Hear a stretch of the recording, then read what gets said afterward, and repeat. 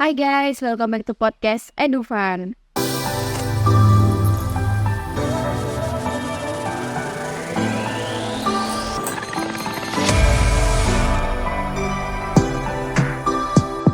Jadi podcast kita kali ini bakal ngebahas tentang insecure yang dirasmeri oleh Kak Pamela. Halo.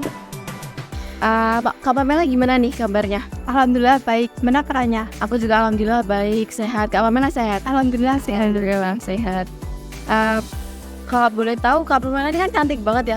Masya Allah. Ya Allah. Kalau Kak Pamela pernah gak sih ngerasa insecure? Kalau cewek itu biasanya tuh emang insecure loh. Ya emang pasti pernah ya. Bidang cantikan kan pasti iya sih sering kok. Kalau kakaknya sendiri? Aku pasti pernah juga. Iya sih sama sering kalau di penampilan iya sama apa ya? Pendidikan. Iya pendidikan juga iya. Iya. Kalau boleh tahu tuh insecure karena apa aja tadi?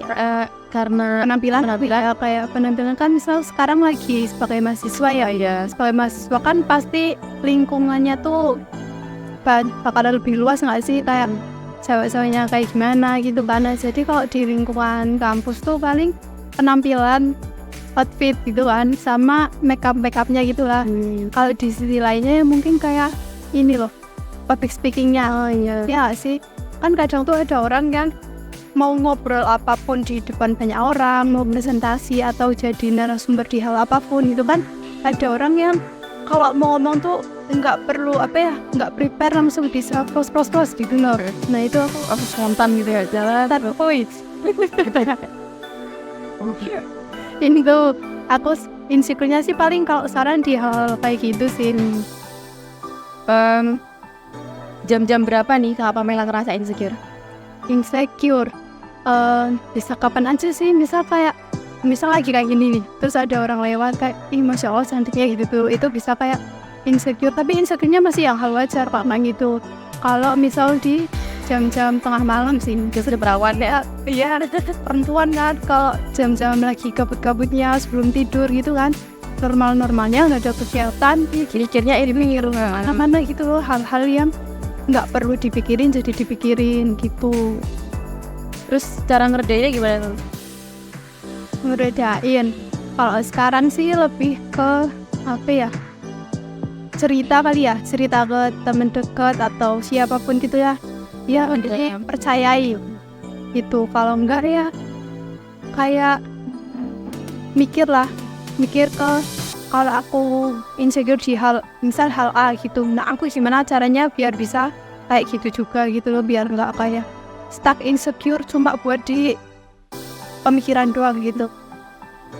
Terus Kak Pamela tuh kalau lagi insecure cari support dari mana nih? Keluarga, temen, atau psikolog? Kalau aku ya mungkin nyamannya tuh ke keluarga ya. Kalau ke keluarga paling temen deket gitu buat ngeredain. Sama aku kan orangnya butuh validasi banget ya, kayak mau hal apapun, hal sekecil apapun tuh butuh orang yang harus memvalidasi aku biar aku enggak gitu-gitu aja gitu loh, kayak ada penyemangat gitu. Nah kalau dulu di titik saya kan pernah kayak di titik insecure-nya paling rendah kan. Kalau dulu aku pernah mikir ke psikolog gitu, tapi kan sekarang udah gak berkembang ya kayak dari aplikasi. Nah itu, tapi untungnya gak jadi, soalnya mahal ya. Mahal banget. Diturunin dong. Ya dong. Tahu. Jadi ya kan aku lagi buka tuh kayak benar-benar titik terendahku, aku mau cerita kayak ini nggak sih, sering ngerasa kayak masa aku cerita ke orang-orang itu tuh kayak keganggu terus nggak sih aku ceritain kayak gitu ya. Terus aku mikir kayak pengen nyoba itu cari dialog, cuma mahal ya, jadi nggak jadi. Dia udah kayak mikir gimana caranya biar keluar di zona itu ya. Kak Pamela kalau ngerasa insecure tuh ada dari tekanan sosial yang memicu perasaan insecure di lingkungan gitu? Pernah sih kalau di titik itu, mungkin kayak lingkungan dari orang-orang ya terutama. Nah itu bisa bikin insecure, apalagi dari omongan orang, ya nggak sih? Nah itu Kalau dari kepikiran terus kayak apalagi perempuan ya, Kak, hal kecil apapun tuh dikit kiri terus gitu ya. Gitu aku sih dulu sering gitu, hal sosial ya sulit. Terus ada nggak tips and triknya yang Kak Pamela gunakan untuk mengatasi rasa insecure? Tips and trik ngatasinya ya, mungkin misal kalau di hal tadi kan aku nyinggung public speaking ya. Nah kalau di lingkungan kampus kan ada kayak presentasi itu kan. Nah mungkin kayak bisa nguji aku di ini hal public speakingnya aku, karena aku insecure di public speaking. Nah aku ya biar bisa kayak orang yang aku di-insecurein gitu loh. Jadi kayak ada patokan orang. Biasanya kan jadi dengan motivasi. Maka kalau misal penampilan, cewek kan sering banget scroll TikTok kan. Ya nggak cewek doang sih. Kayak ini, kalau ada lewat video cewek-cewek cantik gitu kan, jadi kayak termotivasi nggak sih? Ini sih bagus gitu ya. Kan kadang ada orang yang ngomong kalau membandingkan diri dengan orang lain itu hal buruk kan, tapi nggak juga kok menurutku ya. Jadi bisa ada apa ya, motivasi ya kan, ada hal baiknya gitu. Jadi kalau aku nonton video-video orang cantik gitu, jadi aku pengen kayak dia gitu, gimana caranya gitu.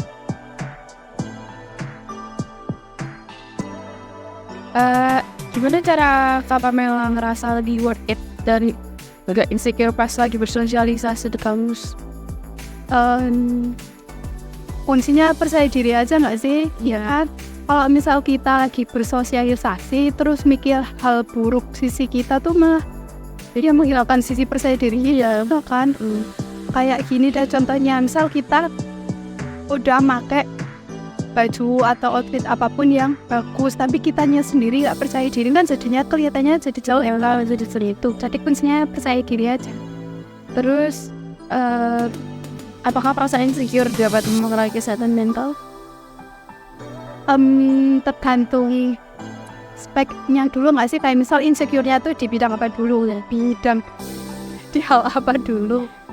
Kalau misal sama di usia berapa dulu ya. Kalau misal di usia sekarang tuh mah lebih bisa ngehandle-nya nggak sih, jadi nggak kena mental banget tuh. Kalau misal di usia puber, nah itu biasanya bisa banget ke mental. Nah itu tuh cara ngatasinya mungkin balik lagi ke ada rumah kalian gitu loh, jadi dijadiin sosok itu tuh dijadiin rumah. Jadi bisa kita pulang kapan aja mau cerita gitu, ngeluapin apa yang kita pikirin. Jadi kalau kita nggak terlalu mental banget sih. Terus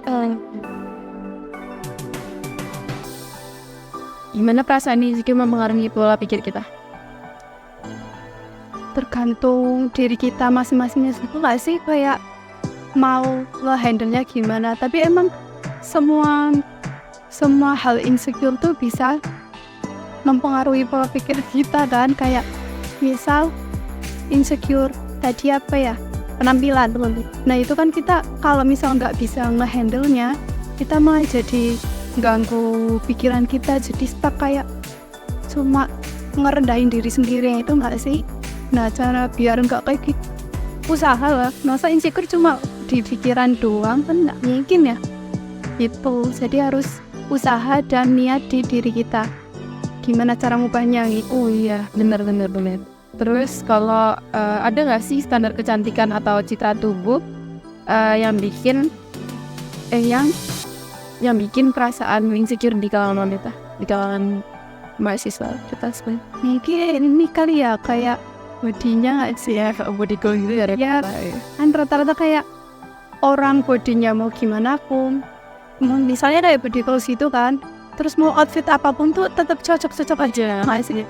Nah itu paling standar kecantikanku dilatih dari situ, sama outfit juga, terus sama ini make up gitu-gituan sih. Kan kalau walaupun bodinya bagus terus outfit bagus tapi make upnya yang maksa kan tetap malah aneh kan, kayak terlalu dempul lah, alisnya terlalu tebal gitu kan malah tetap jadi jelek kan. Jadi ya tetap 3 hal itu harus diperhatiin nih. Nah tadi kan udah bahas topik insecure ya.